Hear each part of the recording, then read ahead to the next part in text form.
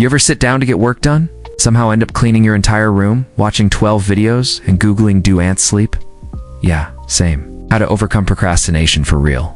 Part 1. Why we procrastinate. First things first. Procrastination isn't a you problem. It's a brain thing. Your brain is wired to avoid pain. And yes, that includes uncomfortable tasks. And most of the time, it's not laziness. It's fear of failing, of not being perfect, or not knowing where to start. But here's the truth. You don't need to feel ready.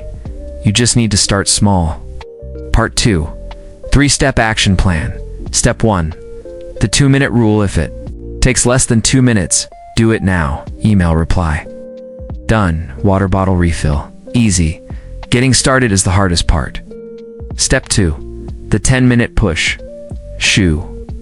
Tell yourself, I'll just do this for 10 minutes. No pressure to finish. Just start. Once you begin, momentum does the heavy lifting. Step 3. Kill distractions. You holding phone. This is the enemy. Turn on Do Not Disturb. Use website blockers. Make it easier to focus than to escape. To part 3. The motivation myth. Listen. Motivation is a lie. Waiting to feel inspired is like waiting for a lightning bolt. Might come, but good luck building your goals on that. Action creates motivation, not the other way around. Start. Messy start, scared. Just start. The best version of you. You're not procrastinating, they're building. Bit by bit. Minute by minute. So close this video, open that doc, hit that gym. Write that thing.